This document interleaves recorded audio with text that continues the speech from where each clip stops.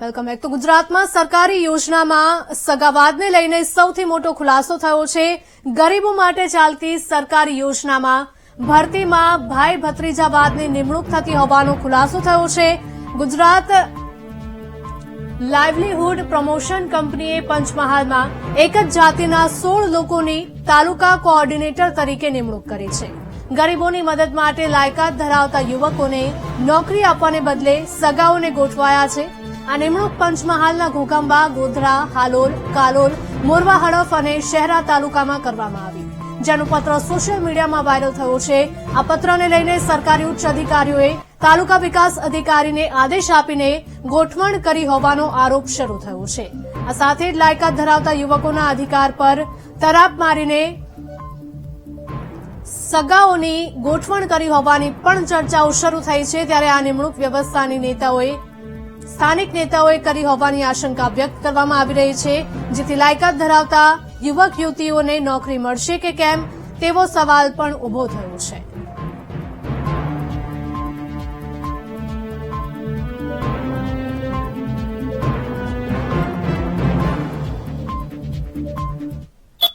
જિલ્લા ગ્રામ વિકાસ એજન્સીએ ક્લસ્ટર કોઓર્ડિનેટરની જે ભરતીમાં જે ગેરરીતિ થઈ છે તેમાં એક જ સમાજના વ્યક્તિઓની કોઓર્ડિનેટર તરીકે ભરતી કરવામાં આવેલ છે અને આટલે મને એવું લાગે છે કે આના સિવાય બીજી જ્ઞાતિના લોકોને પણ આમાં સમાવવો જોઈએ, કેમ કે એ બી ક્વોલિફાઈડ હશે, કાર્યક્ષમ હશે, કુશળ હશે, પણ એકને એક જ્ઞાતિના લોકોને ભરતી કરવામાં શું કારણ હોઈ શકે? કોઈક એમાં લોક પ્રશ્ન છે, લોકોને શંકા કુશંકા છે અને જે હરીફ ઉમેદવારો હતા જેમને આ પ્રક્રિયામાં ભાગ લીધો રોજગારી માટે, ખરેખર એમને બી પૂરતો ન્યાય આપવામાં આવ્યો છે કે કેમ, એક તપાસનો વિષય છે। તો હું આપના માધ્યમથી એવું સરકારશ્રીને વિનંતી કરું કે આમાં ઝીણવટભરી તપાસ કરી અને ન્યાયિક કાર્યવાહી કરે એવી અમારી માંગણી છે। ત્યારે આ યાદીમાં પસંદ થયેલા ઉમેદવારો મોટે ભાગે એક જ સમાજ, એક જાતિના છે અને એને કારણે સમગ્ર પંચમહાલ જિલ્લામાં અન્ય વિદ્યાર્થીઓ અને આ પરીક્ષામાં અથવા આ ઇન્ટરવ્યુમાં જેમણે ભાગ લીધો હતો એવા લોકોમાં બી નારાજગી અને કચવાટ છે। જ્યારે સમગ્ર આ પ્રક્રિયા livelihood corporation of India Gujarat અને ગ્રામ વિકાસ એજન્સીના માધ્યમથી થઈ હોય તો એમાં પારદર્શકતા સાચા અર્થમાં છે કે કેમ એ પણ તપાસનો વિષય છે। ભારતીય જનતા પાર્ટીના શાસનમાં પંચમહાલ જિલ્લામાં કેટલાય સમયથી વિદ્યાર્થીઓને પરીક્ષાના પેપરો ફૂટવા અને અન્ય બાબતો જે અન્યાય થઈ રહ્યો છે અને સાથે સાથે આ જિલ્લામાં જે ભૂતકાળમાં તલાટી, પોલીસ કે નાની જગ્યાઓ પર સામાન્ય ગરીબ, બક્ષીપંચ, આદિવાસી સમાજના યુવાનોને તક મળતી હતી, પરંતુ જે આ ભરતીઓના છબરડા અને આ જે વિગતો બહાર આવી છે એ શંકાના દાયરામાં છે।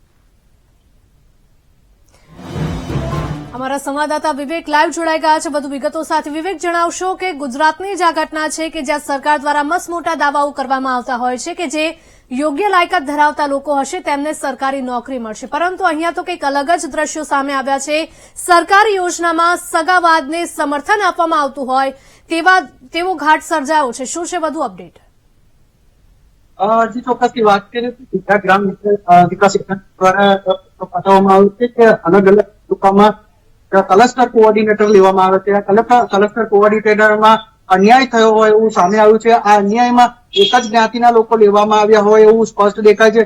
જ્યારે ઓર્ડરો કર્યા છે એક જ જ્ઞાતિના ઓર્ડરો કર્યા હોય તેવું સોશિયલ મીડિયા ઉપર ભારે રોષ છે। આ જિલ્લા અધિકારીઓ છે કેમ ધ્યાને નથી લેતા તે મહત્વનો પ્રશ્ન છે।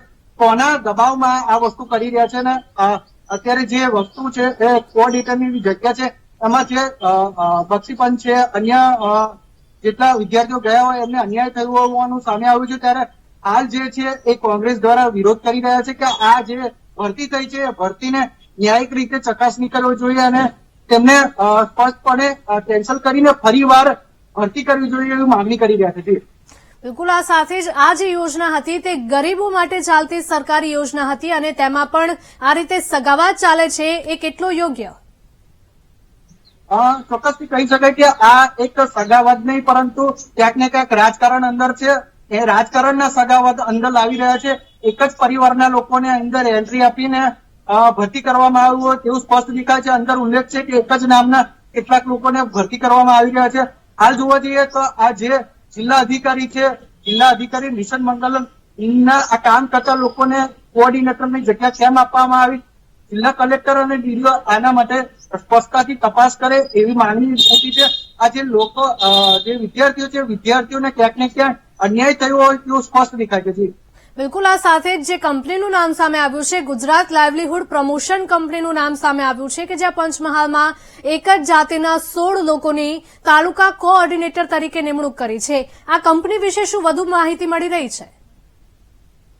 જે કંપની છે એ કોકને દોડા દોડતી હોય એવું સ્પષ્ટ દેખાય છે, કેમ કે જિલ્લા લાઇવલીહુડ અહીંથી નામ સજેસ્ટ થયા બાદ જતા હોય છે અને નામ સજેસ્ટ થયા બાદ તેમના ઓર્ડર કરતા હોય છે. ત્યારે જિલ્લાના મુખ્ય અધિકારીઓ આ નામ કેવી રીતે મોકલ્યા તેનો સૌથી મોટો પ્રશ્ન છે. આ નામ મોકલવાની સાથે લાઇવલીહુડ દ્વારા, કંપની દ્વારા આ નામને પ્રાધાન્ય આપતા હોય છે ને તેના ઓર્ડર કરતા હોય તો, પરંતુ આ કયા આધારે અહીંયા હાલોલ, કાલોલ અને ગોગાંબામાં ક્લસ્ટર કોઓર્ડિનેટરની ભરતી કરી છે? આમાં કેટલા વિદ્યાર્થીઓ ગયા હતા અને કઈ કઈ જ્ઞાતિના ગયા છે? તેમને કઈ રેન્કમાં રાખવામાં આવ્યા હતા? તેમના પ્રમાણપત્રો કેવા હતા? આ બધીની ચકાસણી થવી જોઈએ તેવી કેટલાક લોકોની બી માંગ છે. સોશિયલ મીડિયા પર માંગ ઉઠી છે અને જિલ્લા કોંગ્રેસ દ્વારા તેમના જિલ્લા ગુજરાતના હોદ્દેદારોને પણ જાણ કરવાની યથાવત શરૂઆત કરી હતી. વિવેક, આખરે કોની રહેમ નજર હેઠળ આ સમગ્ર કૌભાંડ છે તે ચાલતું હતું? શું કોનું નામ સામે આવી રહ્યું છે? સ્પષ્ટ કહી શકાય કે આ જિલ્લા જે અધિકારી છે એ કોઈક રાજકારણીના હેઠળ આ એક ઓર્ડર કર્યો દેખાય છે, કારણ કે એક જ જ્ઞાતિના લોકો છે, એક જ જાતિનો ઓર્ડર થતો હોય, કઈક કોકને કોઈક રાજકારણી એમની સાથે સંડોવાયેલો હોવો જોઈએ, જેના દબાણવશ આ કામ કરવું જોઈએ.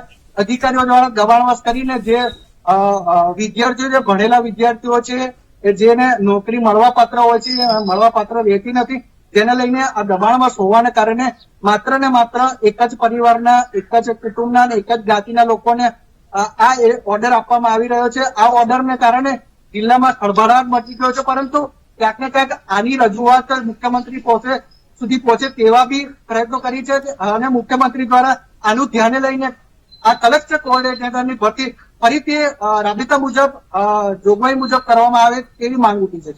જી બિલકુલ વિવેક, માહિતી બદલ આભાર.